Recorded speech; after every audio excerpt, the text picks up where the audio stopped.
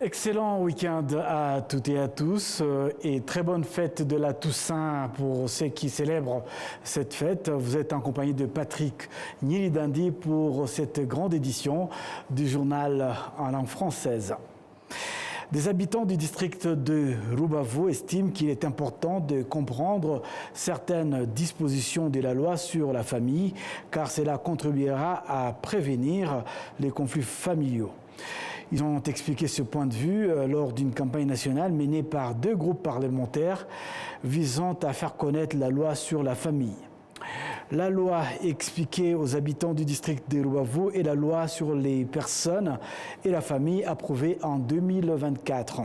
Cette loi comporte 405 articles dont certains ont été abordés lors des discussions avec des citoyens. Les parlementaires ont expliqué ceux relatifs à la gestion de biens entre futurs époux, précisant qu'ils peuvent conclure des accords mutuels à l'héritage, le reliquat de l'héritage étant attribué selon les testaments du père et à l'autorisation du mariage pour les personnes âgées entre 18 et 21 ans. La présidente du Forum des femmes rwandaises parlementaires, l'honorable député Uwizeye Thérèse a déclaré qu'ils ont décidé de se rendre dans la communauté pour expliquer plus en détail la loi sur les personnes et la famille et pour examiner les obstacles qui pourraient se présenter lors de sa mise en œuvre. Cette campagne est actuellement menée dans le pays, outre les visites dans le centre Isange One Stop Center et les centres de santé. Il est également prévu de visiter les écoles afin de sensibiliser les jeunes aux soins de santé reproductive.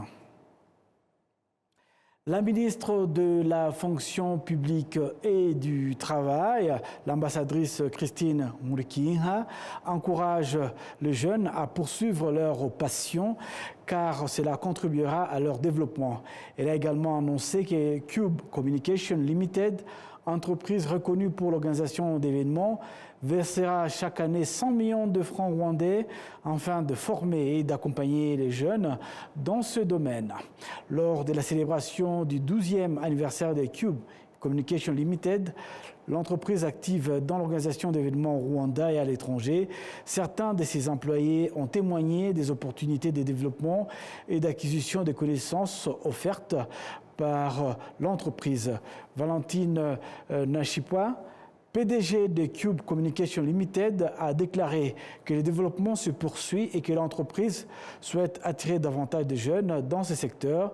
C'est pourquoi elle a organisé une formation pour renforcer leurs compétences et permettre à cette organisation de continuer à se développer.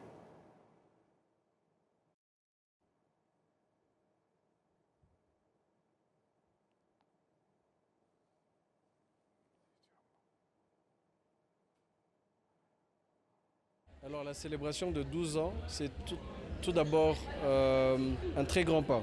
Un très grand pas non seulement pour Cube, mais pour l'industrie événementielle au Rwanda. Parce que je pense que c'est une industrie, il y a 12 ans, ça ne venait que commencer. Il n'y avait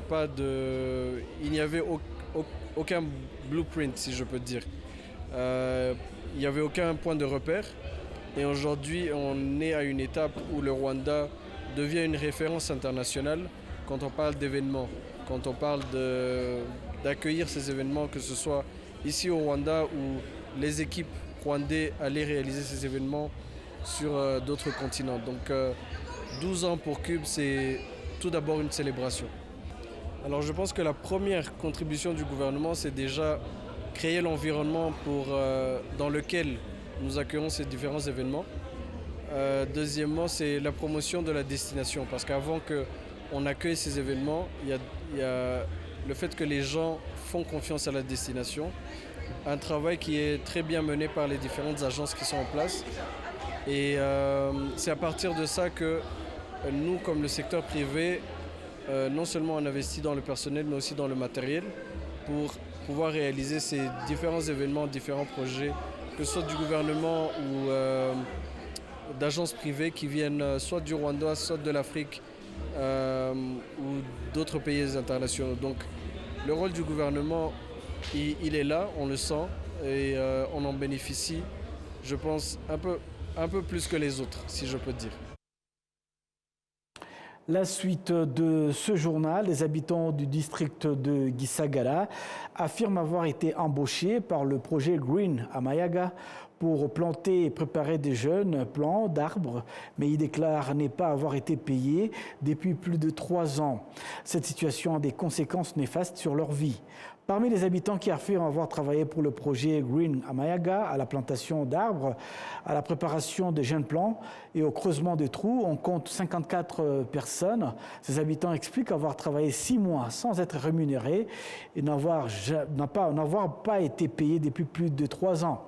Les arbres qu'ils ont plantés ont maintenant poussé.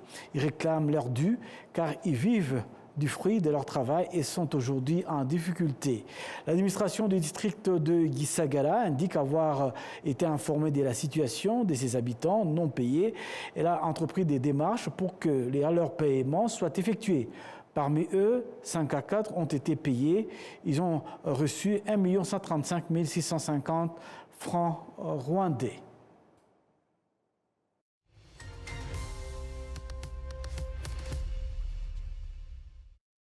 Loïc Lasson, je rappelle aux téléspectateurs que vous êtes journaliste togolais, un africaniste, et vous aimez cette Afrique, vous aimez les Africains. Et nous allons aborder un autre sujet. Vous avez une autre casquette. Vous êtes également président de l'Union de la presse francophone, section Togo. Pouvez-vous nous parler un peu de votre section ? La section Togo de l'Union internationale de la presse francophone se porte très bien. Elle va mieux. Et je veux rappeler ici que je suis en train de faire mon dernier mandat. Dans quelques mois ou quelques semaines, nous allons organiser les élections qui vont appeler à ma succession à la tête de l'UPF Togo. L'autre section se porte bien. On est en train de s'apprêter justement activement pour aller à Libreville, la grande messe de l'UPF. Tu sais, tu n'es pas sans savoir que chaque année, l'Union internationale de la presse francophone organise une assise, la 51e qui se prépare pour Libreville. Et dès que je rentre à Lomé, je crois que nous allons encore activer les choses pour vite voir comment le Togo sera valablement représenté à Libreville. Les assises, c'est une famille, ça regroupe, je crois, bien une 50aine de pays. Vous êtes à la tête de l'UPF Togo. Pendant votre mandat, quelle appréciation avez-vous fait de tout ce que représente l'UPF pour la presse francophone? Non, l'UPF reste une association où, oui, une famille incontournable pour nous tous. Vous savez, la presse francophone, c'est important. Là, je suis venu au Rwanda et je remarque qu'à la télévision au Rwanda, on parle anglais, il y a la francophonie aussi qui est là. Vous me recevez sur une grande édition qui est francophone. Et au niveau du Togo, nous avons des médias francophones. Nous discutons des sujets francophones. Et maintenant, au niveau de l'Union, ça nous permet de nous retrouver tout le temps pour parler des sujets qui nous concernent, qui concernent l'avenir même des médias francophones. Et tu vois, quand je pars même sur le prochain sujet qu'on va débattre à Libreville, qui parle de l'intelligence artificielle et des médias, et tout cela réuni, c'est un vrai creuset où on apprend au quotidien, où on découvre des gens, et c'est un creuset du donner et du recevoir, si tu veux. On apprend tous les jours et l'UPF reste une merveilleuse famille. La preuve, moi je suis venu ici, je ne connaissais personne, mais je sentais que j'avais une famille qui était ici, qui m'attendait, et je l'ai découvert en rencontrant des journalistes rwandais. Et avec eux, on a parlé de nos problèmes professionnels et comment faire pour être encore meilleur demain. Et c'est tout cela qui rend l'UP et la francophonie médiatique belle. C'est tout cela qui la rend riche et c'est tout cela qui nous permettra aussi de grandir et d'être encore plus fort demain. Le français, puisqu'on parle de la francophonie, le français en tant que langue, c'est une langue qui réunit plusieurs pays, qui permet cette communication entre vous, Togolais, et moi, Rwandais. Comment avez-vous appréhendé cette francophonie au Rwanda ? Je dirais c'est très bien parce que naturellement, s'il n'y avait pas le français Et moi qui ne comprends pas la langue rwandaise, j'allais avoir toutes les... Le Kinyarwanda. Le Kinyarwanda, il y aurait énormément de difficultés pour dialoguer. On aurait eu des difficultés pour dialoguer. Alors vous voyez, la magie de la langue, la magie de la francophonie m'a amené à chaque fois que je suis dans la rue, à chaque fois que je suis à l'hôtel, à chaque fois que je suis dans un restaurant, à toujours rencontrer des gens, des Rwandais, qui s'expriment en français et avec qui j'ai souvent échangé. C'est vrai que la jeunesse, j'ai remarqué que les jeunes, ceux qui sont un peu dans les 10, 15, 18, 20 ans, j'ai remarqué qu'ils sont beaucoup moins francophones, c'est-à-dire ils parlent moins le français, mais à chaque fois j'en rencontre, ils se débrouillent, ils arrivent à te parler, et quand tu rencontres un peu plus grand, une catégorie d'âge un peu au-delà de 25 ans, la personne est à l'aise, il t'explique les choses en français, et ils sont curieux même de mieux comprendre. Pas plus tard que ce matin, quelqu'un me demandait comment on dit telle chose en français. Le mot était un peu plus difficile pour lui. Et je l'ai aidé en lui disant, c'est comme ça, on appelle ça vestiaire. Vous voyez, donc c'est ça, la communication. Et la francophonie, c'est cela. Ce lien qu'elle nous permet, elle nous permet de nous comprendre. Elle nous permet de communiquer. Elle nous permet de nous entraider. Et c'est ça aussi la magie de la langue. C'est cette langue qui est dans plus de 80 pays dans le monde et parlée dans plusieurs pays dans le monde par des millions de personnes. Et je crois que c'est important d'entretenir cette francophonie, d'entretenir cette langue pour nous et pour les générations à venir, pour nos activités, pour nos business, pour tout et tout. Cela ne veut pas dire que d'autres langues doivent être laissées tomber, comme l'anglais. On doit aussi le développer. Mais aujourd'hui, c'est la francophonie qui nous réunit et nous disons, c'est une bonne chose. Il faut la pérenniser tout en gardant notre indépendance, tout en développant aussi nos langues propres à nous dans chaque pays. Voilà, ça nous permettra juste, la francophonie nous permettra juste de mieux, quand je viens au Gabon, de rencontrer des Gabonais, de parler avec eux facilement. Quand je vais au Cameroun, que ce soit ainsi, parce qu'on en parle la même langue que le français. Oui, le dynamisme même de cette francophonie de la langue française se trouve bien en Afrique. Quand on voit la démographie africaine, on ne peut pas se tromper et l'avenir du français se trouve en Afrique. Mais c'est clair, c'est dit. Je crois que ceux qui ont initié, les pères de la francophonie, que ce soit le président Duri Amani du Niger et d'autres chefs d'État africains qui sont plus de ce monde, c'était l'objectif. Je crois que c'était l'objectif et ils ont pu le réussir. En Afrique, on est nombreux à parler cette langue, on est très nombreux, cette langue nous unit. Même ceux qui la contestent aujourd'hui continuent par écrire, par faire leurs documents dans cette langue. Et je dis que, écoute, la langue n'a rien à voir avec la politique. Il faut juste mettre les deux choses n'a rien à voir avec la politique. Il faut la considérer comme une langue, un moyen de communication.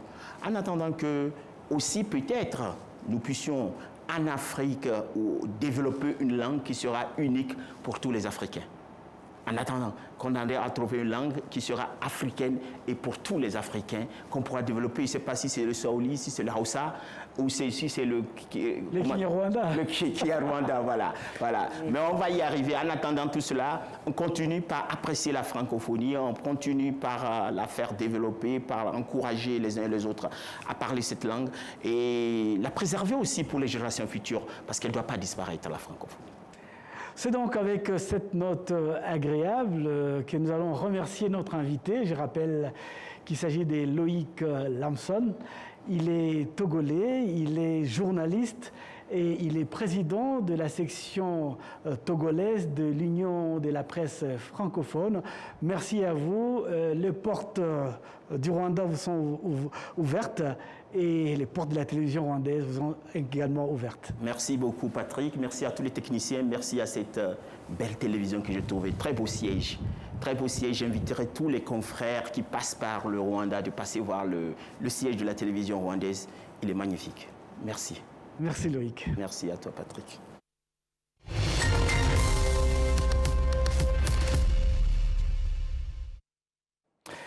Le parc national de l'Akagera, à l'est du Rwanda, figure parmi les meilleures destinations touristiques 2026 désignées par le National Geographic, une organisation américaine mondiale connue pour ses travaux de vulgarisation scientifique, géographique, environnementale et culturelle. Pourquoi cette place accordée à cette réserve naturelle du Rwanda? Jean Damascène Manishimwe nous fait découvrir d'abord pourquoi ces critères retenus par le National Geographic.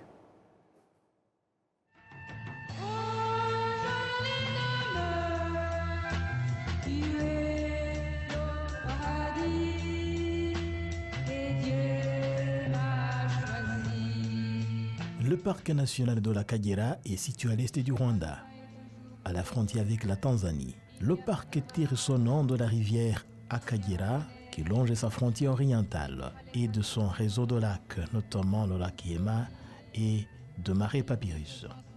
Géographiquement, on y trouve une combinaison de savanes, de forêts boisées, de collines et de zones humides marécageuses. C'est la seule aire de savane protégée du Rwanda. Il est accessible depuis la capitale rwandaise Kigali, environ 2 ou 3 heures de route.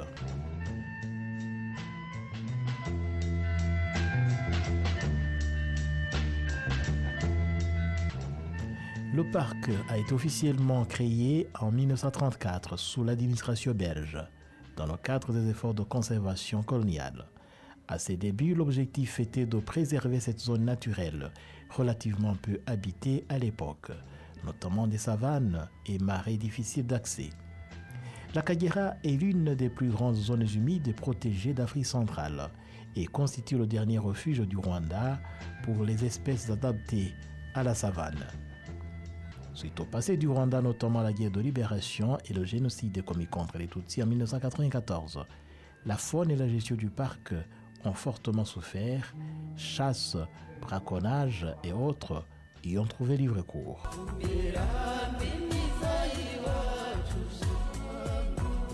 En 2010, le gouvernement du Rwanda a invité African Pax à s'associer à l'Agence rwandaise de développement pour la gestion du parc afin de soutenir les efforts de conservation et de faire du tourisme un moteur de développement économique. Depuis, grâce à une gestion efficace et à des méthodes de conservation adaptées, le parc national de l'Akagera abrite désormais des populations animales abondantes et prospères. La surveillance et la recherche se poursuivent pour approfondir la compréhension des efforts de conservation, tandis que des études, notamment sur les amphibiens et les reptiles, ont permis d'ajouter de nouvelles espèces au registre du parc. Près de 500 espèces d'oiseaux y ont également été recensées, faisant de l'Akagera un site ornithologique majeur. Ce partenariat de gestion lancé entre le Rwanda et l'African Pax, l'organisation de conservation panafricaine, a porté des fruits. Plusieurs espèces clés ont été réintroduites. Les lions en 2015, les rhinocéros noirs orientaux en 2017, puis les rhinocéros blancs en 2021. Et en 2025 encore, une grande translocation de 70 rhinocéros blancs. Pour le moment, cette réserve naturelle de l'est du Rwanda compte 68 lions et environ 150 rhinocéros. Outre son rôle de sanctuaire pour la faune, le parc soutient de plus en plus les initiatives génératrices de revenus au profit des communautés locales, stimulant ainsi le développement économique et illustrant des avantages d'une économie fondée sur la conservation. Chaque année, plus de 18 000 membres de communautés participent à des réunions pour discuter des questions de conservation et de conflits hommes et faune, tandis que plus de 2000 élèves bénéficient des programmes d'éducation environnementale. Le tourisme de l'Akagera est devenu une source majeure de revenus, représentant 97% du revenu annuel total du parc en 2024, dont 45% des visiteurs sont des Rwandais. Ces recettes réinvesties directement dans le parc stimulent davantage l'économie locale par la création d'emplois et d'autres projets de développement durable. De plus, 10% des revenus du parc sont affectés au programme national de partage de revenus du Rwanda qui soutient le développement communautaire à travers des projets tels que des écoles, des centres de santé, des coopératives et autres.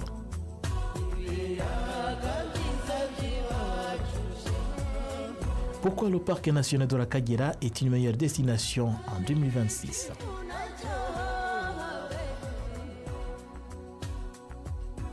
Le parc national de la Kagera a été choisi parce qu'il combine une nature riche et variée, une restauration écologique exemplaire, une expérience safari authentique, moins surchargée, un bon potentiel de développement touristique et un engagement sérieux envers le tourisme responsable, un ensemble qui correspond aux critères retenus par le National Geographic.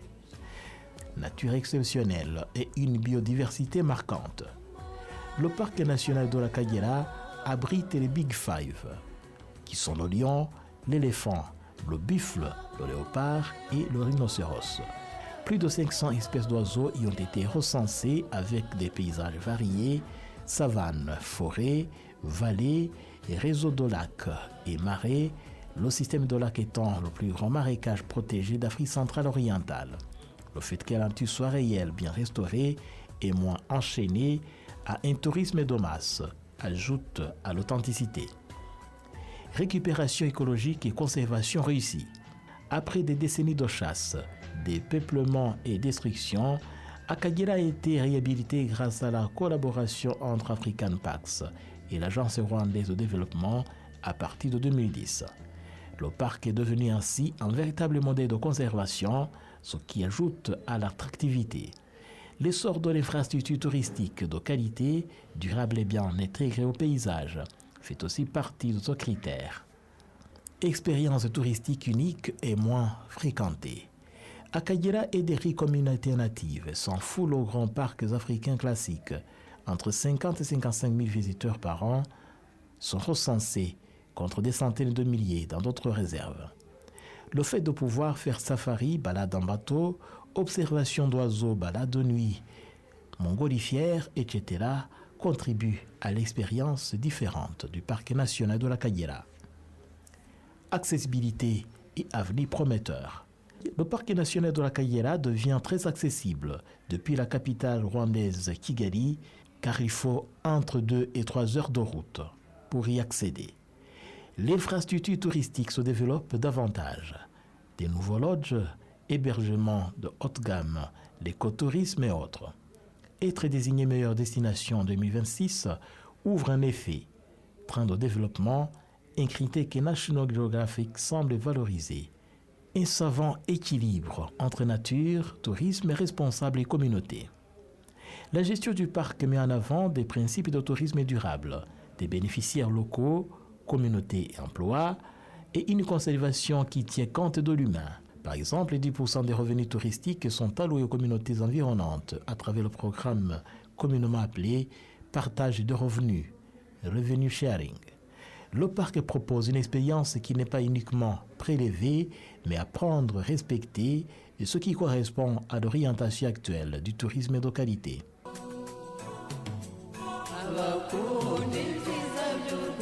Pourquoi alors le parc national de la Kagera est si important?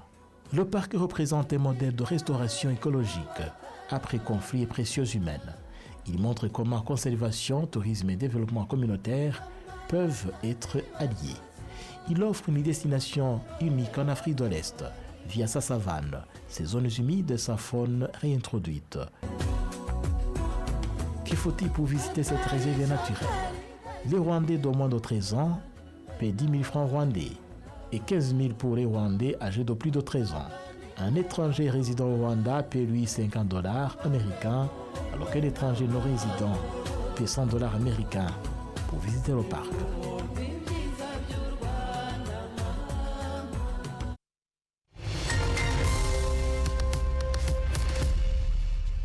C'est donc avec cet élément que nous allons boucler complètement cette grande édition du journal en langue française. Au nom de toute l'équipe qui m'a accompagné, dirigée par Janvier Karangwa Murenzi, je vous souhaite de passer un excellent week-end à notre compagnie.